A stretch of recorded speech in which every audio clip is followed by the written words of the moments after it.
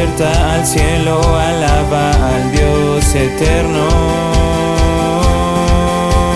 Puerta al cielo, predica a Cristo sin miedo. Somos su pueblo, somos su iglesia. Juntos cantamos y alabamos a Jesús. Buenas noches, iglesia. Dios les bendiga. Qué hermoso que esta palabra que vamos a recibir hoy el Señor la deposite en nuestros corazones. Como decía Geraldine, es hermoso pasar tiempo en la presencia de Dios y en la alabanza podemos sentir su amor y su abrazo. ¿Quién pudo sentir el abrazo de nuestro Padre? Amén. Amén. ¿Listos para la palabra? Amén. Jamás les molesto si me apagan el poquito verde, porfa. Gracias. ¿Qué les parece si leemos la palabra de Dios? Y dice Segunda de Crónicas 16:15. Pongan atención a lo que dice aquí la palabra de Dios. La van a proyectar en RBR 60. Segunda de Crónicas 36. Es 36, el último capítulo. Perdón. Sí, 36. Sí, todos la necesitamos. Por favor, la gente dice por el pastor. Dice la palabra bendita de Dios así, dice: y Jehová, el Dios de sus padres, envió constantemente palabra a ellos por medio de ¿quién? De sus mensajeros, porque él tenía misericordia de su pueblo y de su habitación. En esta versión dice: a pesar de eso, Dios amó a su pueblo y a su templo y les envió muchos mensajeros para llamarles la atención. Pero la gente siempre se burlaba de los mensajeros de Dios y de los profetas y no les hacían caso. Repita conmigo: y no les hacían caso. Y así siguieron hasta que Dios ya no aguantó más y muy enojado decidió castigarlos. Oramos, ¿les parece? Padre, te damos gracias. Gracias, Padre, por tu bendita palabra. Gracias por tu amor. Gracias por tu misericordia. Hoy te pido en el nombre de Jesús que me uses como esa mensajera, Padre, para llevar a cabo tu palabra. Primero en mi vida, Señor, y también para llevársela a todo aquel que necesite oír. Abre esos oídos, esos ojos espirituales, mi Dios, de mis hermanos, de tu pueblo, Señor, y que todo lo que aquí se diga, se hable, Señor, y se escuche, sea para glorificar tu nombre y traiga transformación a nuestras vidas. Te lo pido así en el nombre de tu Hijo amado Jesús. Amén. Esta palabra está tremenda, ¿verdad? Dice ahí que el Señor mandaba a sus mensajeros, pero que las personas se burlaban de ellos y de los profetas, y dice que no les hacían caso. Y así siguieron, dice. ¿Qué quiere decir? Que no solamente envió a uno, no solamente envió al pastor, no solamente envió a la pastora, no solamente nos envía a cada uno de nosotros, porque cada uno de nosotros somos esos mensajeros que el Señor usa para llevar su palabra. Y a pesar de eso, de ser palabra de Dios, va a haber personas que se van a burlar de nosotros y de quienes predicamos el Evangelio. Pero Dios tiene un límite, como todo llega a un límite. Y dice ahí, ya no aguantó más y muy enojado decidió castigarlos. Que el Señor tenga misericordia de todos aquellos que ignoramos su palabra, la ignoramos y vituperamos a las personas que nos persiguen y a los que nosotros perseguimos, porque aún siendo hijos de Dios, nosotros también perseguimos. ¿Y saben cómo? Con nuestras malas actitudes. cuando alguien trae una corrección a nuestra vida y nosotros no aceptamos la autoridad, no aceptamos una instrucción, decimos, heme aquí, pero no a su manera, a mi manera, yo lo quiero hacer a mi forma. Cuando nosotros hacemos eso, entonces el Señor puede molestarse. Y yo hoy vengo a decirles y vengo a hablarles acerca de un libro, pero quise dar énfasis en el último capítulo de Segunda de Crónicas, porque el libro termina de una manera y empieza Esdras de la misma forma, hablando de Ciro, de un nuevo gobernante, de un nuevo rey. Pero antes de entrar al contexto de la palabra y de la historia, que yo los invito a que lean el libro de Esdras, para que ustedes comprendan un poquito más de lo que se va a hablar el día de hoy. Dice, fíjense, Dios no solo cumple las promesas de bendición, sino que también las de juicio. El pueblo de Israel ya tenía 70 años cautivo. Dicen que cada uno de esos años, esos 70 años, la tierra descansó de todos los años que ellos dejaron de hacer lo que el Señor les había mandado. Después de cada 7 años, el pueblo tenía la obligación de dejar descansar la tierra por un año. Por cuanto no hicieron la voluntad de Dios, el Señor los castigó y desoló la tierra de Israel y dejó que muchos gobernantes y reyes los desterraran de ese pueblo, destruyeran el templo y lo dejaran no solamente vacío, sino en ruinas completamente. Era una cuestión que Dios cumplió, sí, venía de parte de Dios. ¿Pero por qué? Porque ellos habían incumplido la ley de hacer descansar esa tierra. El Señor trae esa palabra a nuestra vida para que nosotros reflexionemos en qué hemos dejado de hacer que el Señor nos ha mandado obedecer. Porque esto solamente fue una de las muchas leyes que Dios estableció. Y aquí muestra el castigo por ese solo incumplimiento, por la sola violación de un solo artículo, por así decirlo.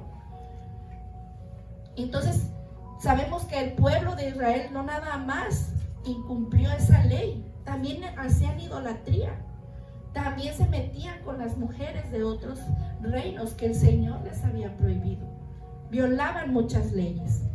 Entonces, el templo fue destruido por completo, hasta sus cimientos. Y si recuerdan, hemos estado hablando de que el rey David quería construir ese templo y Dios le dijo que no, que lo iba a hacer su hijo. Y a mí me impacta porque cuando el profeta le dice que lo iba a hacer su hijo, no solamente estaba haciendo referencia a su hijo Salomón, sino a nuestro Señor Jesucristo, quien era el que iba a restaurar por completo el templo. Y sabemos que el templo somos tú y yo, cada uno de nosotros, y el Señor quiere restaurar nuestras vidas. Eso significa esta palabra. El Señor quiere restaurar nuestras vidas y quiere que ese cimiento que nosotros pongamos sea la roca firme, que es nuestro Señor Jesucristo. Y hoy vamos a ver una de las actitudes del pueblo de Israel una vez que ellos regresan al pueblo de Jerusalén. Y esto lo podemos ver ya en el capítulo 22 de ese mismo de Crónicas 36. Dice la palabra de Dios así en el verso 22. Mas al primer año de Ciro, rey de los persas, para que se cumpliese la palabra de Jehová por boca de Jeremías, Jehová, fíjese aquí qué hermoso, despertó el espíritu de Ciro, rey de los persas, el cual hizo pregonar de palabra y también por escrito por todo el reino diciendo esto. ¿Quién lo mandó? Nuestro Señor, y él no era judío, él no era del pueblo de Israel, lo cual quiere decir que Dios puede usar a cualquier persona para proclamar el mandato de Dios, y no solamente proclamarlo, sino obedecerlo y llevar a cabo. Amén. Y esto va para nosotros que somos los gentiles. es para nosotros, que si el rey lo hizo, pues nosotros, ¿por qué no habríamos de hacerlo? Así dice Ciro, rey de los persas: Jehová, el Dios de los cielos, me ha dado todos los reinos de la tierra. Él reconoció que Dios se los había dado. Hoy nosotros tenemos que reconocer que lo que nosotros tenemos ha provenido de la mano de Dios. Y Él me ha mandado, diga conmigo, Él nos ha mandado, a que edifiquemos casa en Jerusalén. ¿Qué significa? A que nosotros edifiquemos en nuestra casa, en nuestra vida, empezando por nuestra familia que está en Judá. Quien haya entre vosotros de todo su pueblo, dice, sea Jehová su Dios con él y suba. Era un decreto que todo el remanente, todos los sobrevivientes de la masacre, porque fue una masacre, fue un saqueo, fue una destrucción completamente, aquellos sobrevivientes tenían que regresar al pueblo, a reconstruir el pueblo, a reconstruir el templo de Dios. Entonces Dios dice que despertó el espíritu de Ciro. Amén. Hoy yo le pido a Dios en el nombre de Jesús que despierte nuestro espíritu también, para reconocer y para escuchar su voz y oír la instrucción que viene de su parte. Y no solamente eso, dice también la historia que él también devolvió los utensilios que habían saqueado del templo que había construido el rey Salomón.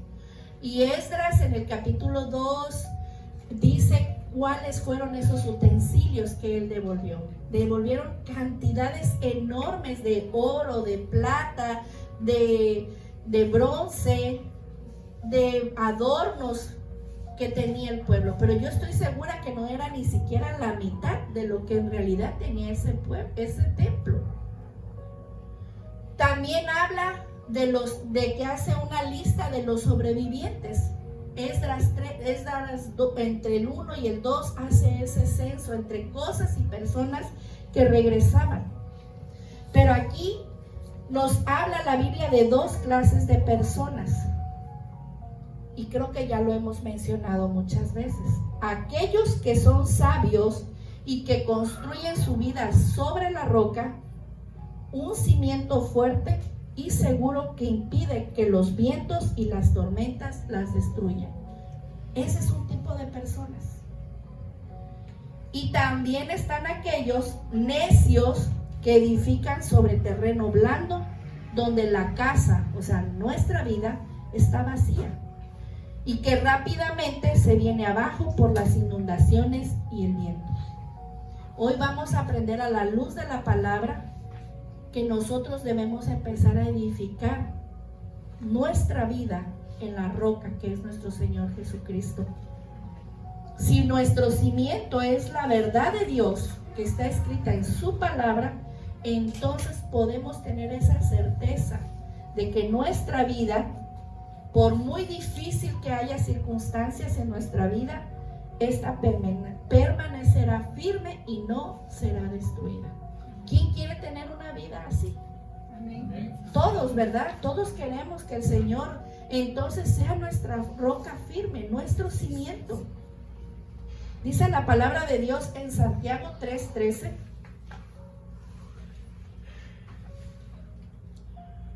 Si ustedes son sabios y entendidos y entienden los caminos de Dios, ¿de qué manera lo vamos a demostrar? Viviendo una vida honesta y haciendo buenas acciones con la humildad que proviene de la sabiduría. Entonces, ¿de qué manera lo vamos a demostrar? Viviendo una vida honesta y haciendo buenas acciones. Nosotros ya somos salvos. Nosotros creemos que somos salvos. Pero ahora estamos siendo llamados a vivir una vida honesta, llevando a cabo buenas acciones. Yo hoy bendigo tu vida, Sarita. Yo hoy bendigo la vida de esas personas que de verdad son movidas a hacer acciones buenas. Y quiero que entendamos que no por el hecho de que hagamos también cosas buenas vamos a ganar más en Dios, porque la gracia es algo inmerecido, eso lo obtenemos por gracia. Pero dice, si no fuera bueno hacer obras buenas, no viniera en la Biblia. Pero si la Biblia nos está hablando de hacer cosas buenas, entonces debemos obedecerlo. Terminar esos cimientos del templo adquirió un gran esfuerzo por parte de todos los que estaban involucrados. De hecho, el decreto decía que había personas que tenían que ayudar a hacerlo. Pero ¿saben quiénes eran los encargados de hacer esos cimientos?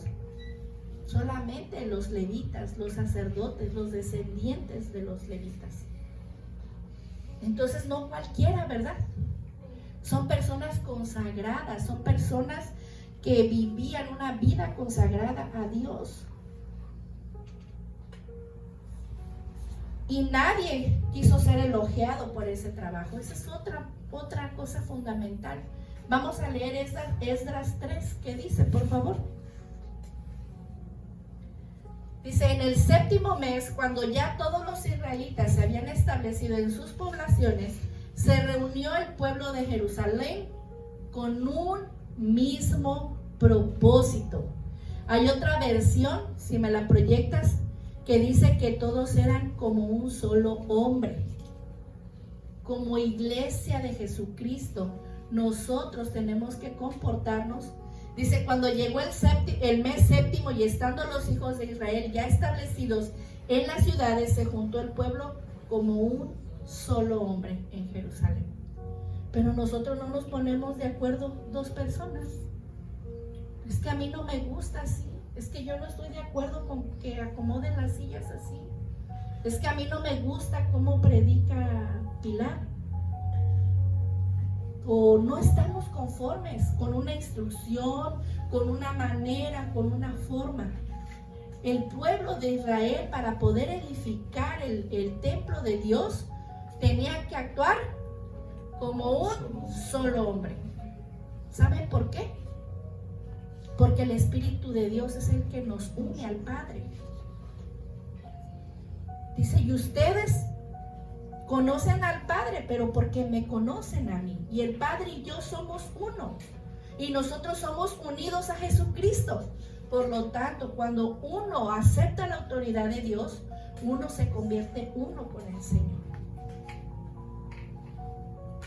Pero para eso tenemos que estar de acuerdo. Para eso, como iglesia, como pueblo de Dios, tenemos que caminar en unidad para reconstruir, para edificar en la vida de los hermanos, para mostrar buenas costumbres, para mostrar buenos modales, buenas conductas, dejar nuestra vieja naturaleza, nuestra vieja manera de vivir.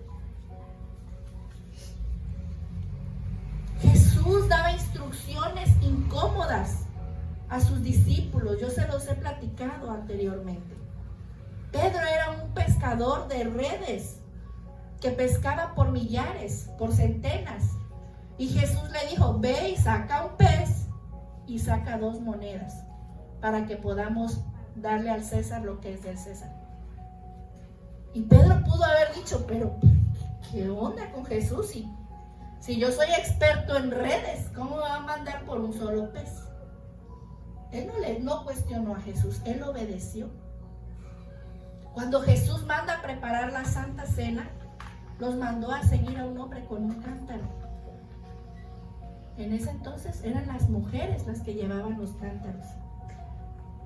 Imagínate seguir a un hombre con un cántaro. Ahí van los discípulos atrás del hombre con cántaro. Era incómodo, era una instrucción incómoda, sí. Pero ellos obedecieron. Y aquí el pueblo de Dios estaba obedeciendo. El rey estaba obedeciendo. La autoridad estaba obedeciendo y dio una instrucción, dio un decreto. ¿Y qué tenía que hacer el pueblo de Israel?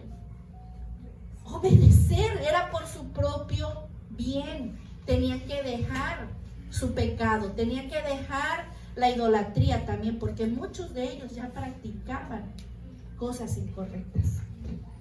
Y la reconstrucción del templo implicaba entonces regresar a la senda, implicaba regresar a ofrecer holocaustos, implicaba hacer la voluntad de Dios. Y no lo hacían de manera desordenada, lo hacían de una manera ordenada. Se estableció quiénes iban a hacer ciertas cosas, de hecho dice ahí que puso a un hombre a cargo, puso a otro acá. Quinita, estás a cargo de esto. Guille, estás a cargo de lo otro. Eduardo, estás a cargo de la cabina. Debe de haber un orden y nosotros debemos someternos a esa autoridad que se nos ha puesto en la tierra. Dice la palabra, si ustedes no obedecen a esa autoridad que se les ha puesto en la tierra, mucho menos van a obedecer. A alguien que sí ven, mucho menos van a obedecer a alguien que no ven. Entonces, Dios usó los talentos y las habilidades, la fuerza, el liderazgo. Y nosotros deberíamos agradecer a Dios por lo que se ha hecho en nuestra vida y a través de nosotros en la reconstrucción de su pueblo, de su iglesia.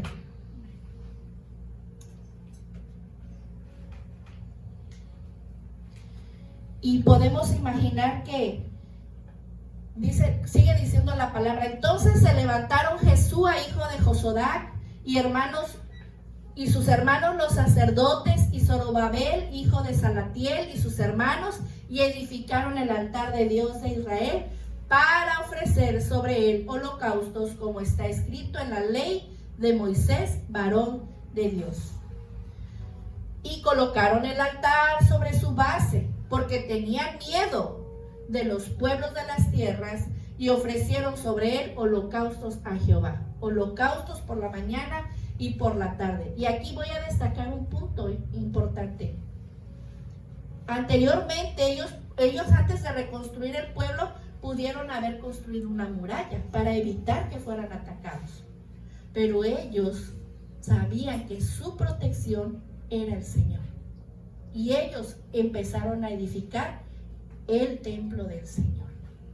Tú y yo no debemos de tener miedo de hacer lo correcto delante de Dios. Tú no debes de tener temor de las críticas. Tú no debes de tener temor a mostrar abiertamente que eres un hijo de Dios, porque Dios te va a proteger y Dios te va a dar esa autoridad a ti delante del mundo entero. Entonces dice ahí que celebraron a sí mismo la fiesta solemne de los tabernáculos, como está escrito, y holocaustos cada día, por orden conforme al rito, cada cosa en su día. Cada cosa, cada día, miércoles, domingo, viernes, cada día se nos da una palabra específica. Amén. Amén. Desde el primer día del mes séptimo comenzaron a ofrecer holocaustos a Jehová, pero los cimientos del templo de Jehová no se habían echado todavía. O sea, todavía no lo habían hecho. Ya tenían ellos todo preparado.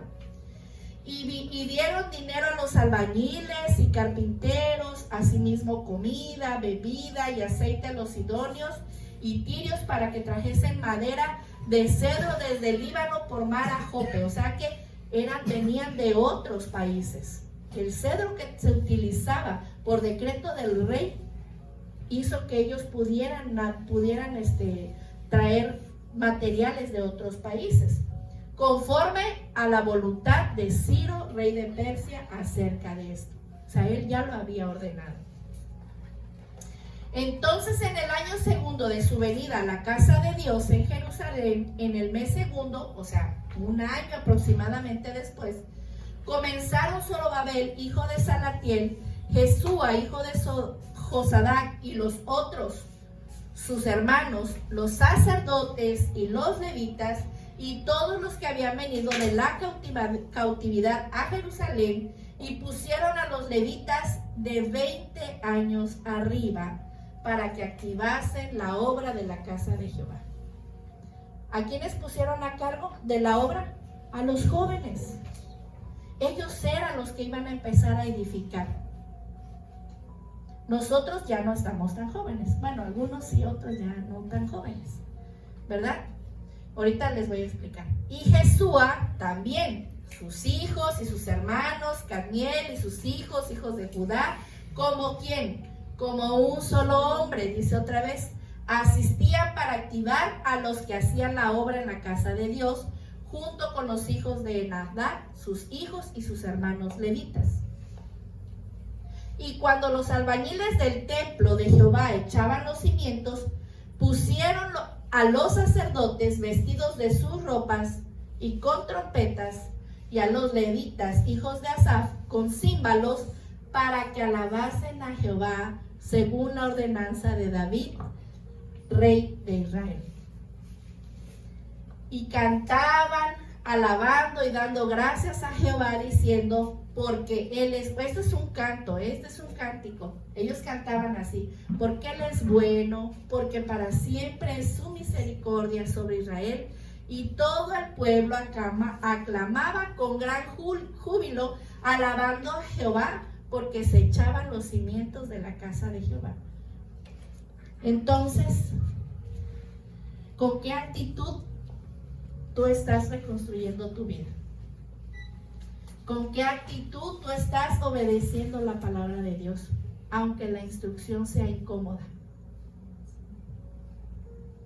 Ellos cantaban y alababan a Dios.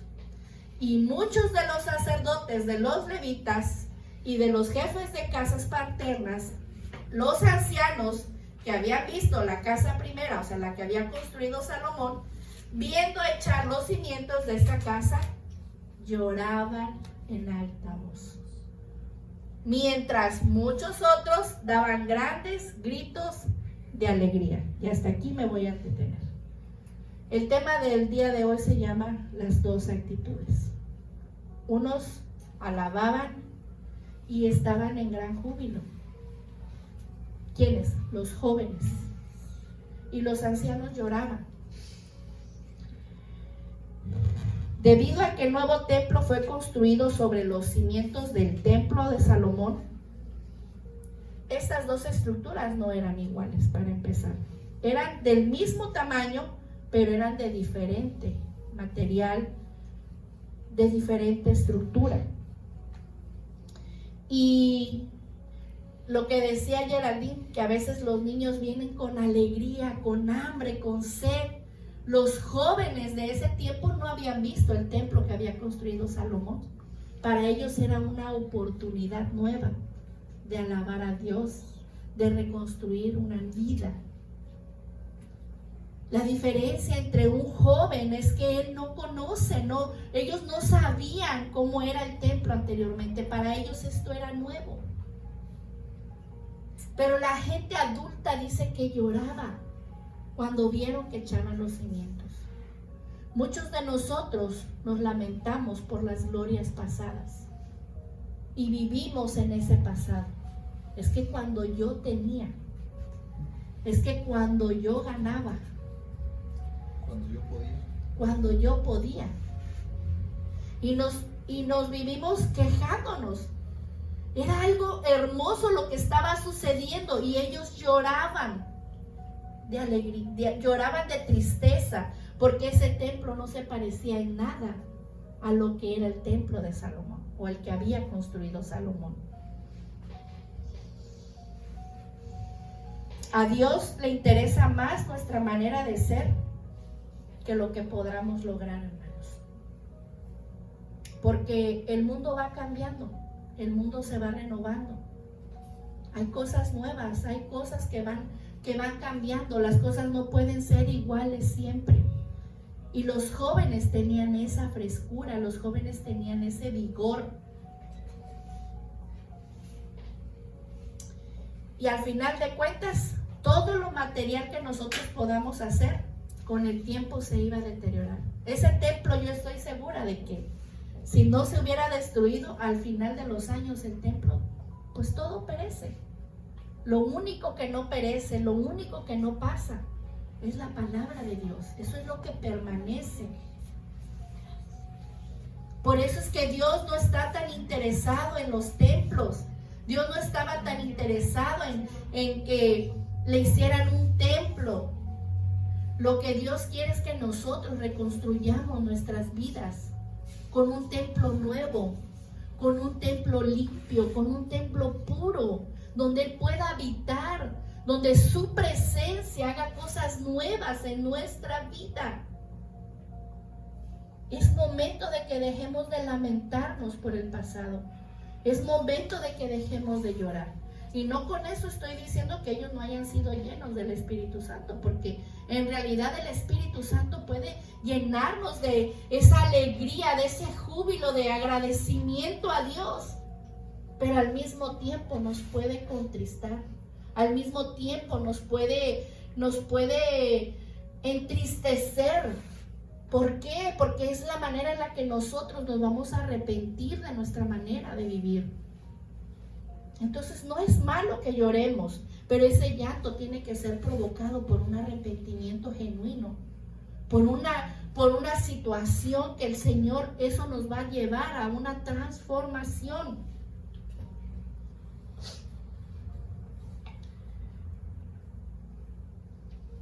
Entonces esta celebración, porque fue una celebración lo que ellos estaban haciendo, se vio marcada por ese contraste de emociones, de alegría, de gritos, pero también de voces y de llantos.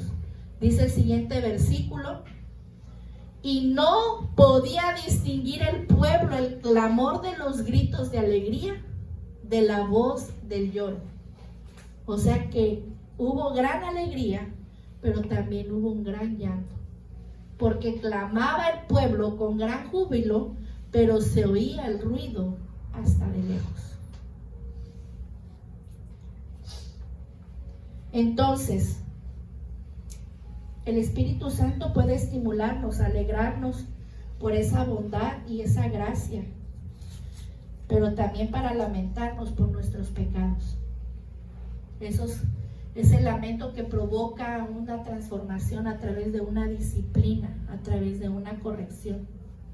¿Quién de aquí no ha llorado por ser disciplinado? Pero esa disciplina que viene de parte de Dios, eso es algo maravilloso. Entonces, no es malo llorar, hermanos, no es malo lamentarse. Pero si nos vamos a lamentar, que sea por el arrepentimiento de nuestro pecado y no por añorar nuestro pasado. Como hijos de Dios, debemos ser conscientes de que vamos a encontrar oposición también en el mundo. El pueblo de Israel tuvo oposición. Esto fue solamente el cimiento. Capítulos más tarde, dice que llegaron personas a ofrecerles su ayuda con una doble intención.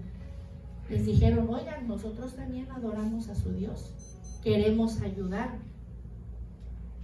Y como los del pueblo de Israel no los dejaron, porque dijeron: a ver, espérame, el templo solamente puede ser reconstruido por el pueblo de Dios.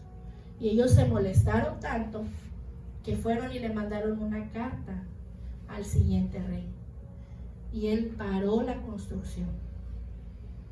Después volvieron a mandar otra, ellos siguieron construyendo. Ellos no se detuvieron a pesar de que se les había dado una orden. Nosotros recibimos instrucciones de parte de Dios que no a todas las personas les van a agradar. Las personas, cuando vean que tú vas avanzando y te vas transformando, no creas que todos van a estar a gusto. Va a haber críticas. Inclusive hay personas que, siendo cristianos, usan la palabra para su propio beneficio. Y eso era lo que ellos querían hacer. Esas personas se acercaron y le dijeron: adoramos a su Dios. Sí, pero también adoraban a otros dioses. Y nosotros, aún estando dentro de la iglesia, venimos y buscamos de Dios, pero afuera buscamos deleitarnos en cosas que a Dios no le agradan.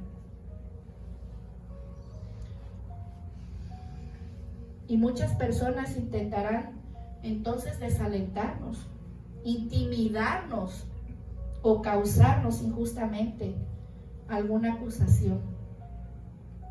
Pero si usted y yo estamos alertas, si usted y yo conocemos verdaderamente la palabra de Dios, es muy poco probable que usted caiga. Es muy poco probable que usted se desanime. Es muy poco probable que a usted le sea robada la palabra de Dios. Si nosotros nos alineamos entonces a la palabra de Dios y usted confía, entonces usted podrá superar todo obstáculo que venga en contra del pueblo de Dios. Timoteo 3:12 dice así: bien sabemos que todo el que desee vivir obedeciendo a Jesucristo será maltratado. Entonces usted va a ser maltratado. ¿Sí?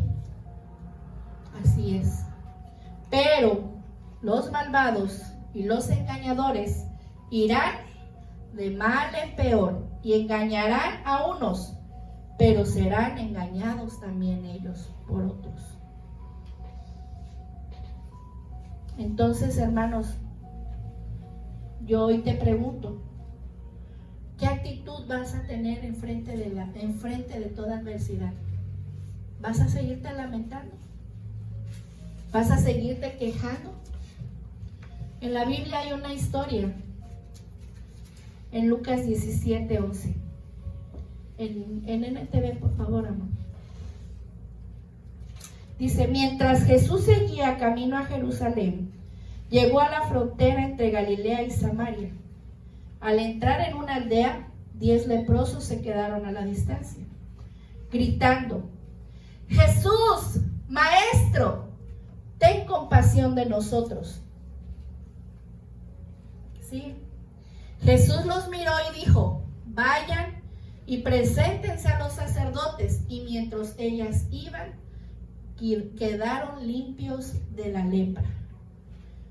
Uno de ellos, cuando vio que estaba sano, ¿a cuántos sanó? A 10. Uno de ellos, cuando vio que estaba sano, volvió a Jesús y exclamó: alaben a Dios. Y cayó al suelo a los pies de Jesús y le agradeció por lo que había hecho. Él ni siquiera era judío. Ese hombre era samaritano. Y Jesús preguntó: ¿no sané a 10 hombres? ¿Dónde están los otros 9? ¿Ninguno volvió para darle gloria a Dios, excepto este extranjero? Y Jesús le dijo al hombre: levántate y sigue tu camino. Tu fe te ha sanado. Los 9 leprosos fueron sanados físicamente. Los 9 leprosos fueron sanados mientras caminaban para presentarse ante los sacerdotes, pero no regresaron a los pies de Jesús. Tuvieron una actitud desagradecida. Cuando nosotros somos agradecidos y regresamos a darle gracias a Dios, en la traducción de este versículo 19, tu fe te ha sanado, habla de una traducción hebrea que dice que es shoshu, que es una restauración integral. Y según estudios teológicos, él no solamente fue sanado físicamente, no solamente fue curado de la lepra, sino que en ese entonces a los leprosos se les caían partes de los dedos, de la nariz, de la oreja. Según los estudios dicen que a este hombre se le regeneraron sus miembros, sus extremidades, y fue sanado integralmente. Dios quiere sanarnos integralmente. Él quiere reconstruir nuestras vidas de una manera integral, en cuerpo, en alma y en espíritu. Él quiere darnos ese shoshu, esa sanidad integral para nosotros. Pero todo depende de nuestra actitud. ¿Con qué actitud caminamos por la vida? ¿Agradecemos? Porque Dios hace milagros todos los días en nuestra vida. El simple hecho de despertar, el simple hecho de tener unos frijolitos en la mesa. No importa que te persigan, no importa si alguien no te quiere. El amor de Dios por ti debe ser suficiente y a ese te debes aferrar. Porque Él está así, te dice, hija, ven. Este hombre corrió, dice la palabra, volvió a Jesús y exclamó: alaben a Dios, porque Jesús nos está esperando. Jesús siempre está con los brazos abiertos, esperándonos para restaurar nuestra vida completamente. Amén. ¿Qué les parece si el día de hoy nos presentamos delante de la presencia de Dios? Si me ayudan con la administración, y clamamos a ese Dios y lo alabamos y le decimos: Señor, aquí estamos. Gracias, gracias. Tú has sido bueno conmigo. Dios ha sido bueno contigo. Ponte de pie.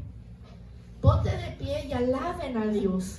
Alabemos a nuestro Padre como un solo hombre, unidos en un solo cuerpo, en un mismo espíritu.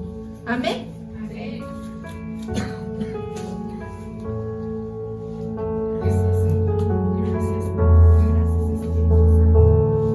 Hoy Jesús quiere restaurar tu vida, pero es a través de una ofrenda de gratitud, es a través de un júbilo, es a través de un llanto de arrepentimiento.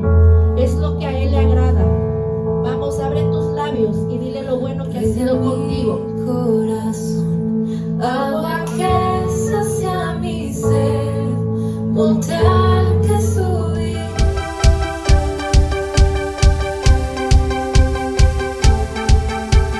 Puerta al cielo, alaba al Dios eterno. Puerta al cielo, predica a Cristo sin miedo. Somos su pueblo, somos